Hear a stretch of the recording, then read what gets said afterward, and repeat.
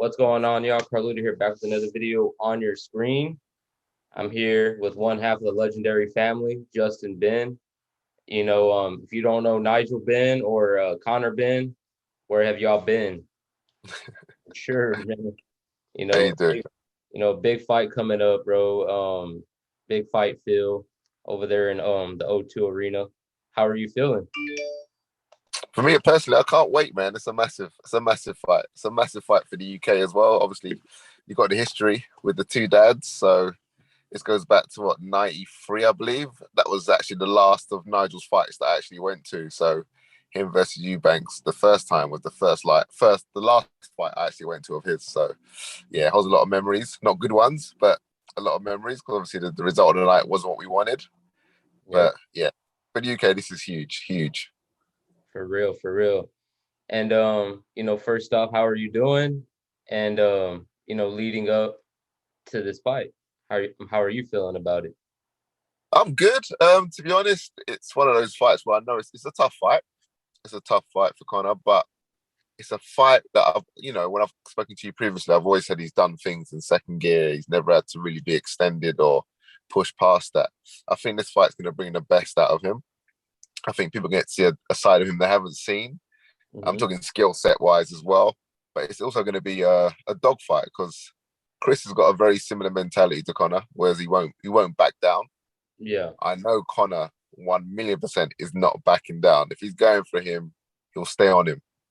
And I think that's going to be the difference in this fight in terms of the intensity. I think that's a big key in this fight. Conor fights at a very high work rate. hmm, Eubanks has got a decent work rate, but he doesn't do it consistently. If you watch his fights, he fights in fits and spurts. He doesn't keep going. He can explode, but he doesn't do it for long periods. So I think that's going to be a big factor in this fight. But yeah, I'm excited. I'm excited. I know it's going to be tough, but I'm excited. I've got 100% faith in my boy. I know he's going to pull it out of the bag, man. He's going to do it. amen, amen, for real. And talk about the history, you know, Mm. versus the teams. How was that feeling back then in the '90s to now? It was mad. So in our family, we you couldn't talk about Eubanks around Nigel. He generally didn't like him. Like you couldn't mention his name. He'd just leave the room. Like he just didn't like him at all. They're chalk and cheese. They're just two different people. So, and I remember growing up, because I was at that time, I would have been around 12, 13. My uncles were like, oh, you don't need to fight him. You don't need to fight him. He's just not on your, it doesn't need to be on your radar. But he's like, nah, he's calling me out. I'm going to take care of him. I'm going to fight him and shut his mouth just once and for all. So everyone was like, well, you don't need to do it. But he's like, nah, I want to fight him. Like, Jenny didn't like him, wanted to get in there and beat him up legally. So he's like, yeah, I'm going to take this fight and do a job on him. Obviously, me being young, I wasn't around Nigel's camps like that. I'd Hmm. literally just turn up to the fight. Obviously, I'd see him running here and there when he used to be at my nan's, but I wasn't around his fight camps as such at such a young age. But I didn't know he didn't make weight.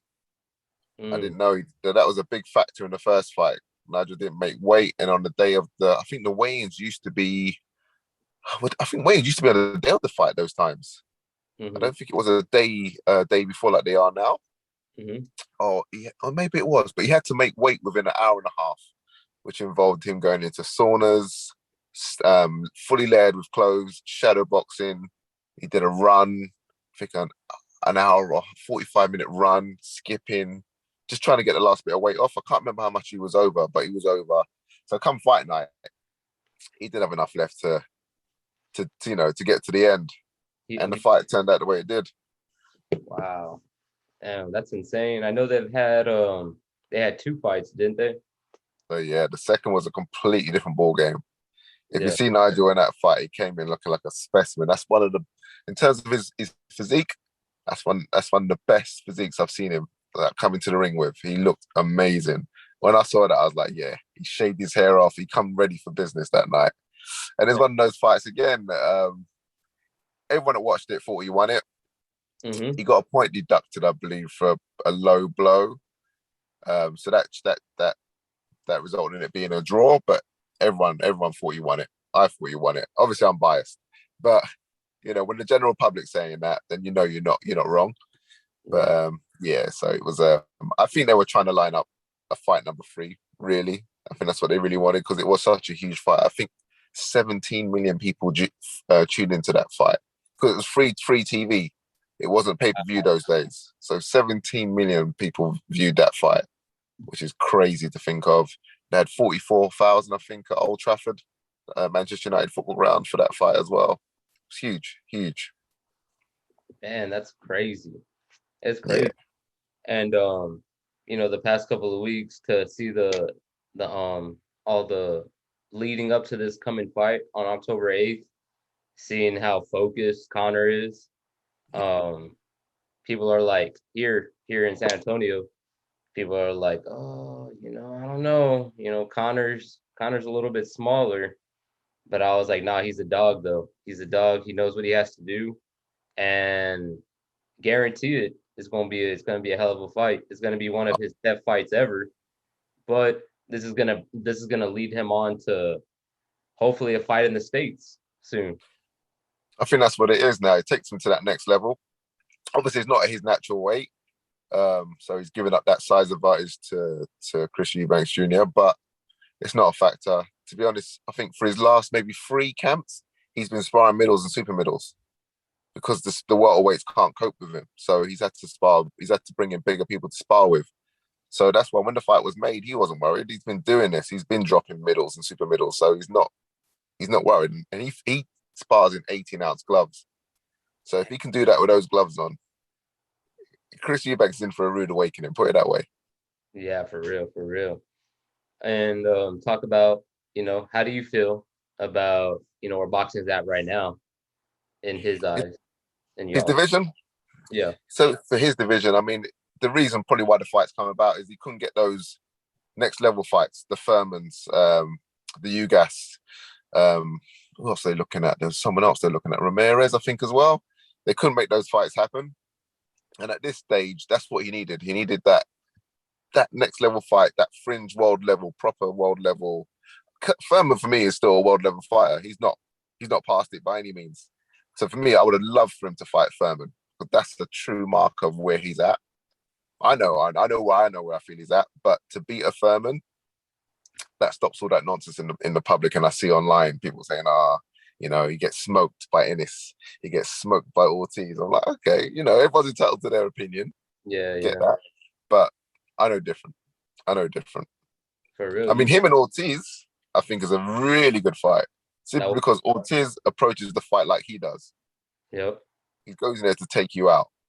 Yep. So him and Ortiz would be a proper, I think, a proper scrap like that. Like a lot of people couldn't call that. People would favour Ortiz because he's fought probably. People may say he's fought at a higher level, but they've got similar opponents. And if you look at their opponents, they fought similar. I think Conor's dealt with them better. So Yep. that's a little indication of what you're dealing with. But that fight is something I'd like. Ennis as well. I think Ennis has piped up recently online, um, and made some statements about Conor. Yeah. So that fight I think would happen. And for me, Ennis looks great. He looks like a proper talent, but he hasn't been in those hard fights yet. He's not had a real 50-50 for me to say, okay, yeah, this guy's the real deal. He's got all the skills, but it's when it gets dark. Can he get dark? Can he dig down? That's what I want to know. Exactly. For real. And man, it's gonna be an exciting, month and like, a week, 2 weeks, Yeah, man, because it's getting close. It's getting close to the clash of born rivals. yeah. And how's it looking? How's the hype behind this fight like now? It's unreal. It's unreal. And if you think about it, this fight, and I'm saying this to Conor, this fight is a generational fight. So you got the fans or supporters that would have looked and watched their dads fight. They will watch this fight. Then you've got the people of this day and age who've seen Conor and Chris come through. You got their fans and supporters. So you got that whole generation, 2 generations worth of fans that want to see this fight. People didn't think this fight would happen. I thought it would happen, but I thought it would happen later, if I'm honest. I didn't think it would happen yet. But the way the welterweight division stacked up right now, the belts all being tied up, not being able to get those other fights that he wanted, this fight makes sense. It makes sense. It makes sense financially. It makes sense in terms of the size of the fight. Makes sense in terms of the challenge as well. You know, Conor needs that challenge. He needs something to get up for. And to be honest, he trains like a demon anyway. So this fight, he's in training camp right now. He's away in Isle of Wight, which is a little island off the coast of like Southampton. He's just secluded and taking himself away with his dad and his trainer and his performance coach, and they're just working away. Hell yeah, bro. It's gonna be an exciting fight. I'm lost for words for it, man, because I'm a big Ben fan, and I'm like, man, I want this fight to happen already.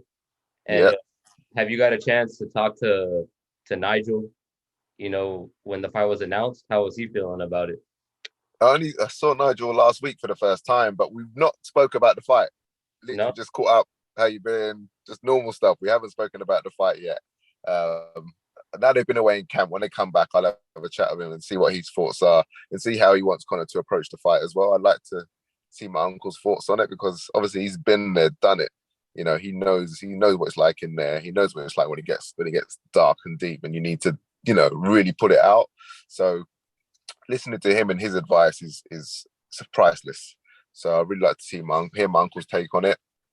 I've spoken to Conor about how he feels he approaches the fight, and what he's told me so far fills me with confidence. So yeah, I'm happy. But like I say, it's the hype here is crazy. Like trying to get tickets, absolute gold dust. Like so normally I'm able to get tickets for his fights. This one, forget about it. dang. Absolutely forget about it. And they're going for silly money now because people want the demand. This demand has outstripped supply, so price of tickets are through the roof. Yeah, like I heard, not sure if that's all true though, but I heard it was sold out like within the day it was announced or something like that. So they did a general sale. They did a couple of pre-sales if you had like an Amex card or if you're a priority at the O2 Arena. Then they did the general sale. I think that sold out in either 8 or 13 minutes, which Shoo. is nuts. To be fair, this fight is big enough to be done at a stadium. But because of the time of year they're doing it, October, you can't really, especially in the UK, you can't really rely on the weather this time of year. So it could probably rain or be really cold. So they've just gone for an indoor arena instead of a stadium. But it's big enough to do a stadium. A good 45,000 easy. And that would be nice. It's gonna be nice. Yeah. And to leave off this interview, Mm. I always ask off now. What's four things in your life that you're most proud of? Oh, that's a big one. I like that, Carlito. Um, what am I most proud of? I'm proud of taking a leap of faith and starting a new career. I am proud of becoming a married man. Um, Definitely proud of my family's achievements. And that goes for all my younger cousins. One's like a full qualified lawyer. You got Conor going on to bigger and better things. My other cousin had his first child the other day. So there's a lot of things I'm thankful for, I'm proud of. Um, Fourth, that's a tough one now. I think you stumped me there, bro. I think three is what I've got right now. I have to think on that fourth one for you, man. Hell yeah, bro. I like that, bro. It brings a whole new element into the interview. I feel asking that question, and it came from this podcaster I watch every now and then. He interviews people from all over the United States and the world and stuff, and he asks that question, and they're always like, "Man, like, what is the next one?" Yeah, you don't think about them things. Because with life, you just live life, right? You don't think about, you do things on automatic pilot without you registering what you're doing or what kind of impact you're having. So when someone puts it to you like that, you're like, oh, sugar, I don't even know. You have to really think about it. But you do a lot of stuff without thinking. I think that's the issue. Sometimes you need to be more reflective, and that's just people in general. Yeah, Definitely an issue that not issue, but something I like to do more. Just be reflective about what I've done and what I've achieved, and like you say, what you're thankful for or what you're proud of. for It's a real. great question like that. Hell yeah, bro. I'm excited, and thank you for coming back onto the channel. And Anytime, brother. your time. And I look forward to all the build up for this fight and on to the next one. That's it. Well, I'll be with him for the whole of fight week, so maybe we'll catch up during fight week. That'll be excellent. That'll be excellent. That'd be excellent, bro. Yeah, And let's do that. Let's do that. for real, y'all go check out his links in the description down below. It's been Justin Benn, from the iconic Benn family. Carlito, one love. We out. Peace, Carlito.